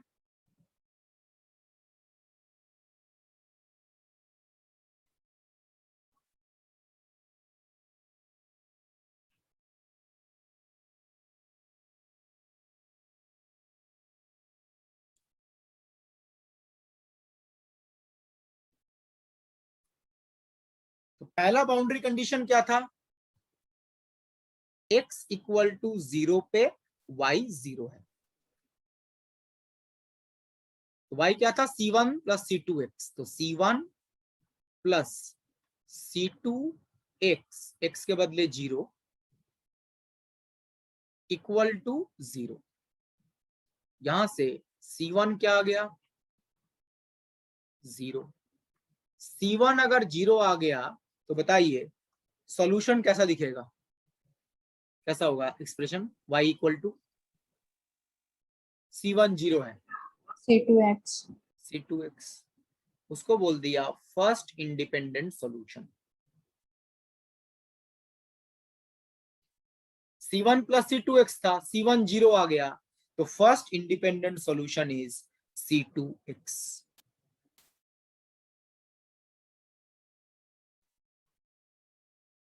ठीक है, ऐसे दूसरा बाउंड्री कंडीशन अप्लाई करते हैं। At x equal to 1 y 0 था, नहीं यही कंडीशन था पीछे, x इक्वल टू 1 पे y 0। ये भी जनरल सॉल्यूशन पे अप्लाई कीजिए। C1 प्लस C2x, x के बदले क्या है? 1 इक्वल टू 0।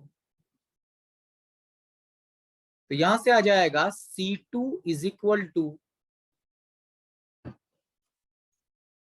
Minus C1। एक चीज ध्यान रखिएगा, ऐसा ना हो कि ये कंडीशन अप्लाई करने के बाद आपको लगे C1 तो 0 है, C1 0 कर दो तो C2 भी 0 हो जाएगा। यहाँ पे C1 0 है, उसको यहाँ पे रिप्लेस कर देते हैं तो C2 भी 0 हो जाएगा। C1 C2 अगर दोनों 0 बन गए तो सॉल्यूशन ही 0 बन जाएगा, कोई मतलब ही नहीं होगा। तो दोनों बाउंड्री कंडीशन को सेपरेटली अप्लाई करना है।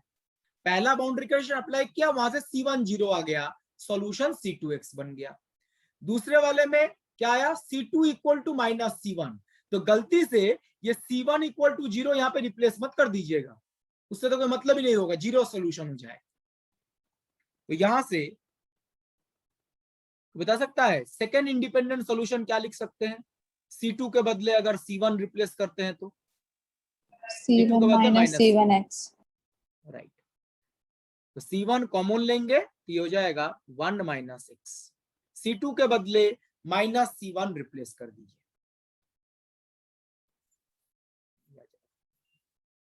C2 के बदले माइनस C1। तो ये फर्स्ट स्टेप था। जो होमोजेनियस डिफरेंशियल इक्वेशन है उसके दो इंडिपेंडेंट सॉल्यूशन कैलकुलेट करेंगे यूजिंग द बाउंड्री कंडीशंस। समझ में आया एवरीवन? ठीक है, यहां तो कोई डाउट तो नहीं है ना एवरीवन? तो नेक्स्ट हम स्टेप 2 में जाएंगे। स्टेप 2 क्या था, मैं थोड़ा पीछे जाऊंगा अभी, हम स्टेप बाय स्टेप डिस्कस कर लेते हैं, समझने में आसानी होगी।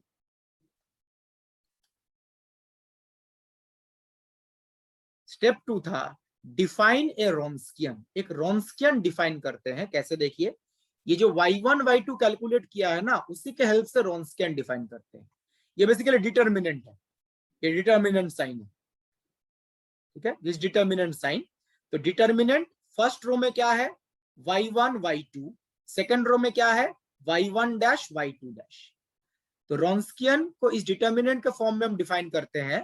फर्स्ट रो में है y1 y2, सेकंड रो में है y1 dash y2 dash. And important thing is this, y1 y2 x का फंक्शन है, यहाँ पे x के बदले क्या रिप्लेस किया गया है, a। और यहाँ पे जो a है ये किस चीज का पोजीशन है, याद है? स्मॉल डिराक डेल्टा पीक का a is the position of Dirac delta peak. तो यहाँ पर x के बदले a रिप्लेस कर देना।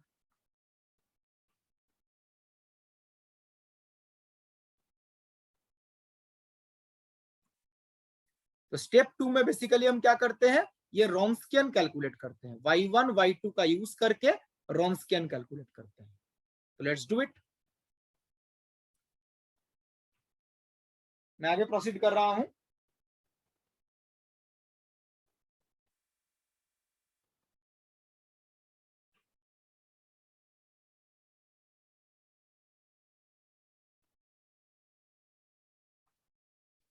तो y1 y2 तो हमने कैलकुलेट कर लिया। तो रॉन्स्कियन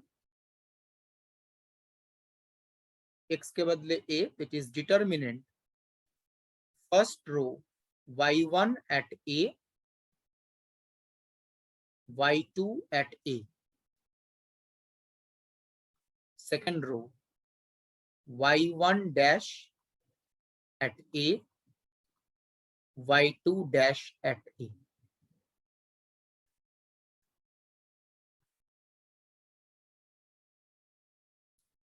ठीक है, तो y1 y2 तो ऊपर ही लिखा गया है, जस्ट x के बदले a रिप्लेस करना है। y1 है c2x, तो x के बदले a, तो c2 इंटू a। y2 है c1 इंटू 1 माइनस x के बदले a।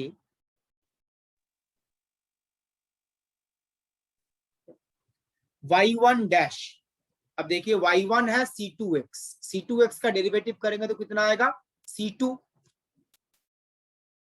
तो y1 एट a हो जाएगा c2। फिर y2 डैश, y2 ये है, इसका डेरिवेटिव करेंगे तो कितना आएगा, Minus C1. माइनस c1, बिल्कुल सही, माइनस c1। सर हाँ, बताइए। क्वेश्चन में एक की जगह x डैश है। कुछ गलत लिखा मैंने क्या? एक्स की जगह ए रिप्लेस नहीं किया सर। हो रहा है, ओके ओके ओके, बिल्कुल सही, 1 माइनस। अब ठीक है, ठीक है। तो यहां से आप बताओ ये प्रोडक्ट अब पूरा कैलकुलेट और डिटर्मिनेंट कितना आ रहा है? ये तो सिंपल कैलकुलेशन है।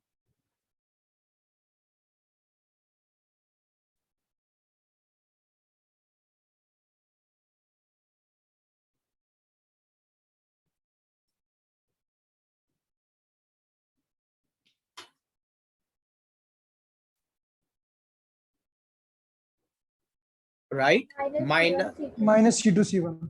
Minus C2 C1। ठीक,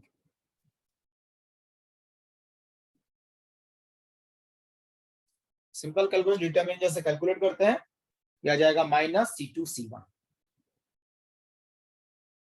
सेकंड स्टेप क्लियर है एवरीवन? स्टेप 3 में प्रोसीड करेंगे। ये रॉन्स्कियन, तो फर्स्ट स्टेप में हमने क्या कैलकुलेट किया?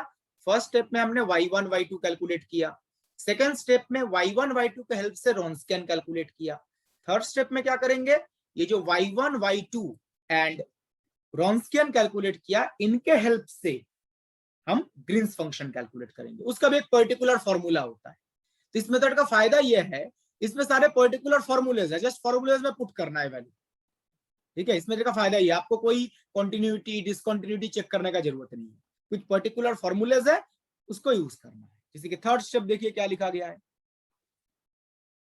Step 3, the Green's function can be written like this. दो रीजन में लिखते हैं ना, रीजन ए, रीजन 1, रीजन 2। तो ग्रीन्स फंक्शन को आप y1 y2 रॉन्स्कियन इनके टर्म्स में आप ऐसे लिख सकते हैं। रीजन 1 में क्या लिखा गया? रीजन 1 ये है, x less than a। Look at the pointer. Region 1 मतलब x लेस देन a। क्या है? y1 of x into y2 of a divided by a2 at a into Wronskian at a। और second region x greater than a, इसमें होगा y2 of x into y1 of a divided by a2 of a into Wronskian at a। यहाँ पे a2 क्या है? a2 जो denominator में आया है, coefficient of double derivative. Right, वही सेम जो पहले बताया गया। ऐसा कुछ नहीं है, जो अलग अलग मेथड में अलग अलग नोटेशंस है। स्टार्टिंग से हम जो नोटेशन यूज कर रहे हैं वही है। तो कोएफिशिएंट ऑफ d2y dx2।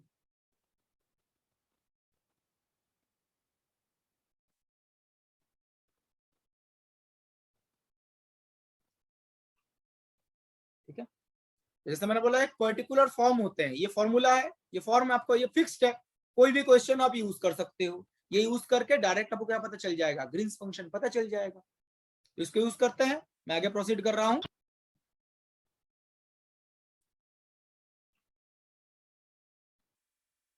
लिख लीजिए फॉर्मूला।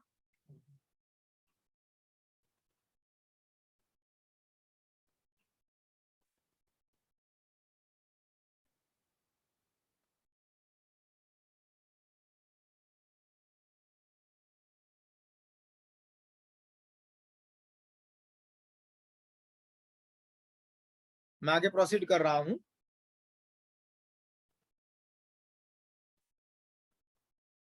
तो स्टेप 2 तक हमने कैलकुलेट कर लिया। Next step 3।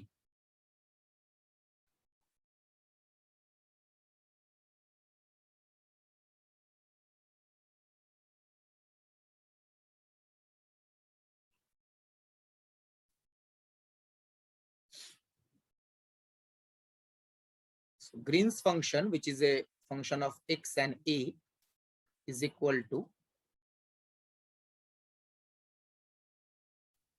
तो फर्स्ट रीजन है, इसमें था y1 of x into y2 at a divided by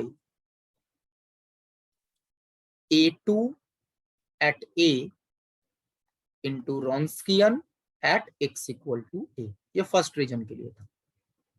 ठीक है, मैं इसको ना g1 g2 लिख देता हूँ, बिकॉज हमने ऐसे ही नोटेशन यूज किए थे।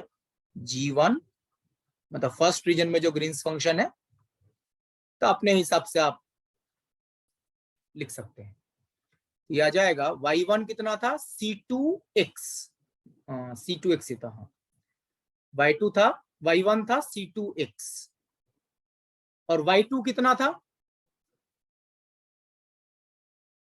y2 C1 c1 minus into x। 1 minus x, तो x के बदले a, तो c1 into 1 minus a divided by, इस क्वेश्चन में a2 कितना है? a2 coefficient 1।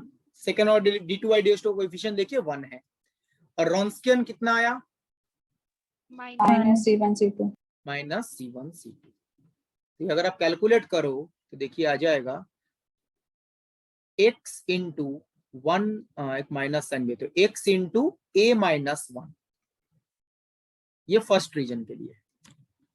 एंड अगर हम सेकंड रीजन में बात करें, G2 which is a function of x and a, तो y1 of at a into y2 of x upon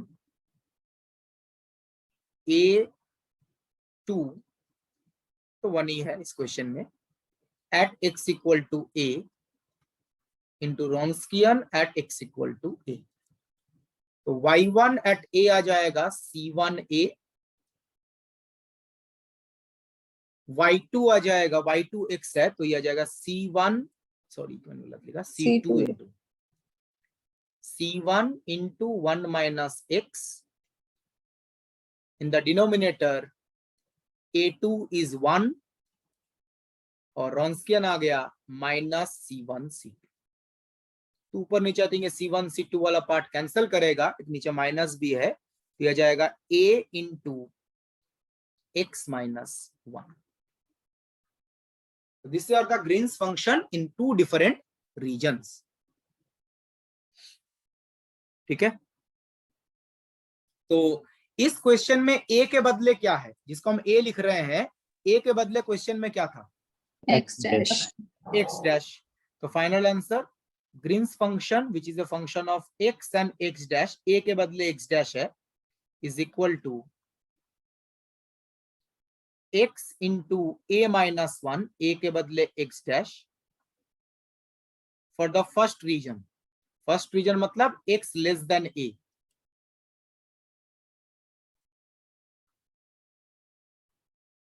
and second region x dash into x minus 1, a के बदले x dash replace कर रहे हैं just, वो तो question में जो नोटेशन होगा वो यूज करना पड़ेगा। और सेकंड रीजन मतलब x ग्रेटर देन a, तो x greater then x dash, option D. तो देख लीजिए कौन सा ऑप्शन मैच कर रहा है।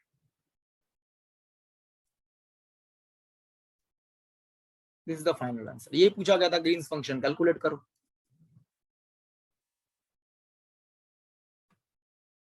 किसी ने पूछा है कि हम क्या ऑलवेज a2 का वैल्यू 1 लेते हैं, बिल्कुल नहीं, वो तो क्वेश्चन पर डिपेंड करता है। मैंने तो पहले ही बोला ऑलवेज a2 का वैल्यू 1 होगा जरूरी नहीं है, ये तो क्वेश्चन में 1 गिवन था। a2 किसका कोएफिशिएंट है, d2y dx2 का। अब यहाँ पे नोटिस कीजिए, जो क्वेश्चन गिवन है उसमें d2y dx2 का कितना क्या कोएफिशिएंट है, 1 ही तो है। तो ऐसा बिल्कुल नहीं है जो हम a2 जो है वो ऑलवेज 1 लेते हैं। बाई चांस जितने भी क्वेश्चन अभी तक पूछे गए हैं, हर case in each and every case a2 का वैल्यू 1 आ गया है, बट ये मानने का बिल्कुल जरूरत नहीं है जो a2 ऑलवेज 1 होगा। इस क्वेश्चन में ये कोएफिशिएंट 1 है d2y dx2 का, इसलिए a2 का वैल्यू 1 लिया गया। तो डी ऑप्शन करेक्ट है ना, डी ऑप्शन मैच कर रहा है, ये हमने कैलकुलेट किया।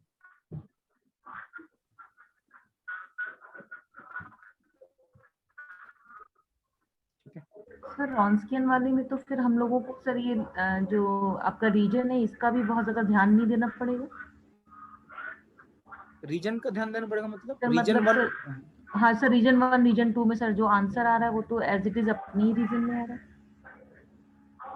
नहीं वो तो हर रीजन में, वो रीजन वाइज तो चेंज होगा ही ना, वो तो रीजन का ध्यान किसी भी मेथड में रखना पड़ेगा। ओके सर, किसी भी मेथड में, बिकॉज अलग अलग रीजन में ग्रीन्स फंक्शन का फॉर्म अलग अलग होता है। अब कोई भी मेथड यूज करो, रीजन का ध्यान तो रखना ही पड़ेगा। अब देखो जो मेथड 1 बताया, मेथड 1 में जब हमने right hand limit left hand limit calculate किया तब भी तो रीजन का ध्यान रखना पड़ा था ना। ठीक है, तो रीजन का डिपेंडेंसी हर जगह पे आएगा। तो एक तो हमने एग्जैक्ट मेथड डिस्कस किया, स्टेप बाय स्टेप कैसे सॉल्व करते हैं। बाकी 2 मेथड डिस्कस किए, मेथड 1 मेथड 2। मेथड 1 में हमने कॉन्टिन्यूटी एंड डिसकंटिन्यूटी कंडीशन का यूज किया, मेथड 2 में हमने बाउंड्री कंडीशंस एंड रॉन्स्कियन का यूज किया।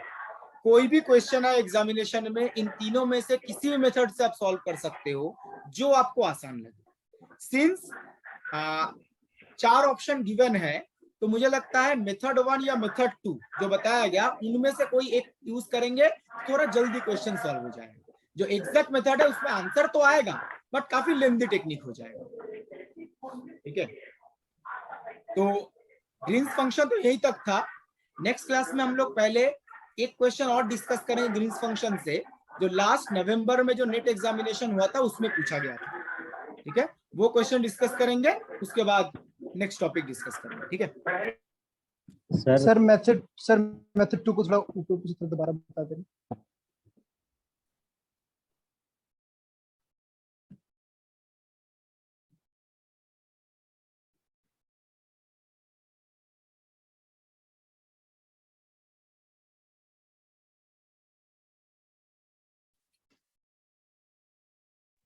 आवाज नहीं आ रही। क्या करना है नहीं बताइए, क्या क्वेश्चन है? सर मैं बोल रहा था मेथड 2 को सर थोड़ा सा बता देना किस दोबारा पॉइंट में डाउट है बताइए। से। बेसिकली आपको जो नॉन क्वेश्चन में नॉन होमोजीनियस इक्वेशन गिवन होगा, आप उसके कॉरिस्पॉन्डिंग होमोजीनियस इक्वेशन पहले लिखिए और उसका सॉल्यूशन कैलकुलेट कीजिए बाउंड्री कंडीशन अप्लाई करके। ठीक है, तो होमोजीनियस इक्वेशन गिवन होगा, जैसे ये नॉन होमोजीनियस इक्वेशन गिवन है, इसके कॉरिस्पॉन्डिंग होमोजीनियस इक्वेशन ये आ गया, जस्ट राइट हैंड साइड को 0 कर दो। इसका जनरल सॉल्यूशन ये आ गया। क्या करना है, इस जनरल सॉल्यूशन के ऊपर बाउंड्री कंडीशन अप्लाई करना है, उससे आपको y1 y2 मिलेगा। फर्स्ट बाउंड्री कंडीशन अप्लाई करेंगे तो y1, second boundary condition apply करेंगे तो y2, दो मिल गए ना। y1 और y2 जो है, इसके हेल्प से आप पहले रॉन्स्कियन लिखोगे। रॉन्स्कियन का फॉर्मूला ये है, फर्स्ट स्टेप में जो आपने y1 y2 कैलकुलेट किया उन्हीं को यूज करके ये फॉर्मूला से हम रॉन्स्कियन कैलकुलेट कर सकते हैं। रॉन्स्कियन आ गया, फिर ग्रीन्स फंक्शन का फॉर्मूला ये है, ये फॉर्मूला यूज करो, ग्रीन्स फंक्शन मिल गया। ये सेकंड मेथड बेसिकली थोड़ा सा फॉर्मूला बेस्ड है। अगर आप ये फॉर्मूला याद रखोगे तो आप आसानी से कैलकुलेशन कर सकते हो। इसमें कोई आपको कॉन्टिन्यूटी डिसकॉन्टिन्यूटी चेक करने का जरूरत नहीं। और इसी का एग्जांपल हमने डिस्कस किया। अब एक्सक्यूज मी सर। बताइए। सर जो हमारा मेथड 1 था उसमें हमने ऑप्शन ए में जो हमें डिसकंटिन्यूटी भी मिल गई थी और अमाउंट ऑफ डिसकंटिन्यूटी भी 1 आ गई थी जो मैच करनी चाहिए थी। तो सर क्या हम ये मान सकते हैं कि जो ऑप्शन ए है तो उसके बाद हम आगे चेक ना करें कि वही होगा आंसर डिसकंटिन्यूटी? देखो वो थोड़ा सा रिस्क हो सकता है। ठीक है, थोड़ा सा रिस्क हो सकता है, बट ठीक है, मतलब ऐसे नॉर्मली आप टिक कर देना। ठीक है, कोई दिक्कत नहीं है, बट थोड़ा सा रिस्क तो रहता ही है। जो ऐसा भी हो सकता है दो ऑप्शन सेटिस्फाई कर जाए। ओके ओके, ऐसा फ्रेम कर ही सकते हैं ना आप। इसमें नहीं है लेकिन कोई क्वेश्चन फ्रेम तो कर ही सकता है। सर उस केस में क्या करना होगा जब 2 कर जाए? 2 करना है तब तो आपको एग्जैक्ट वाले में जाना पड़ेगा, एग्जैक्ट टेक्निक में, या मेथड 2 में जाना पड़ेगा। अगर 2 ऑप्शन सेटिस्फाई कर रहे हैं, आइदर एग्जैक्ट टेक्निक में जाओ या जो मेथड 2 है उसमें जाओ। ठीक है सर हमको डिसकंटिन्यूटी अगर चेक कर रहे हैं तो उससे लेते हुए भी हमें मतलब एक से ज्यादा ऑप्शन चेक करने पड़ेंगे श्योरिटी के लिए? बिल्कुल बिल्कुल। Okay sir. सर हाँ बताइए। सर ये जो लास्ट क्वेश्चन में ऑप्शन दिया है सर, इसमें रीजन जो है ना वो सर में इक्वलिटी साइन क्यों नहीं है सर? कौन से वाले में, कौन से क्वेश्चन की बात कर रहे हो? लास्ट क्वेश्चन में जो सर डी ऑप्शन आया है अपने, हाँ, इसमें 0 less than equal x days आना चाहिए ना? इक्वल टू नहीं दिया गया, वो इक्वल टू 1, 0 और 1 पे इक्वल टू आना चाहिए। यहाँ पे आना चाहिए, राइट, यहाँ पे इक्वल है। 0 टू पे भी आएगा ना? Yes sir. बिल्कुल, ये तो आना चाहिए। ठीक है, ऐसा आना चाहिए, बट हो सकता है ऐसा कभी कभी दे दो उसकी वजह से, बट आना तो चाहिए। ठीक है, चलो लिख देते हैं। Okay sir. Thank you sir. Sir slides show कर दीजिए।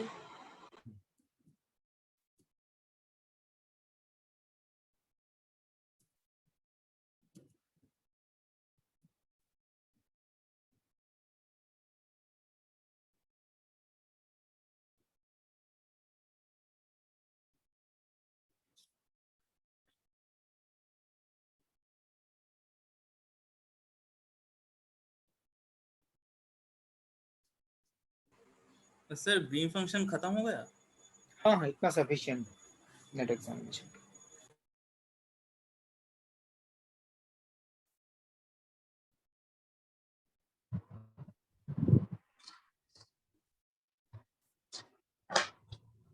नेक्स्ट टॉपिक कौन सा sir? Next topic I think group theory या पार्शियल डिफरेंशियल इक्वेशन देखते हैं। Sir slide 6। वेक्टर कैलकुलस कराएंगे वेक्टर कैलकुलस भी करेंगे।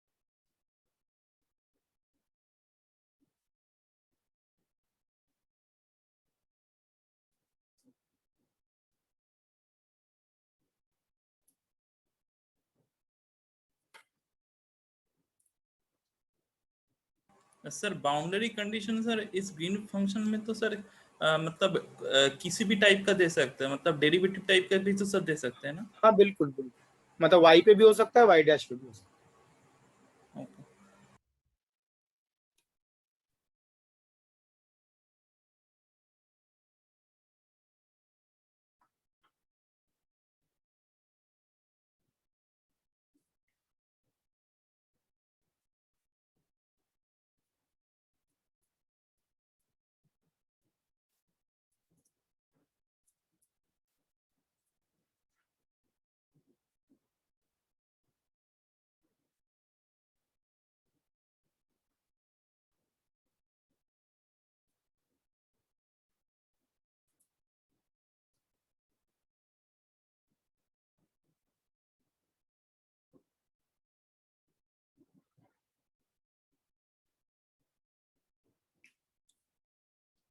तो ठीक है, मैं मीटिंग एंड कर रहा हूँ। Thank you very much everyone.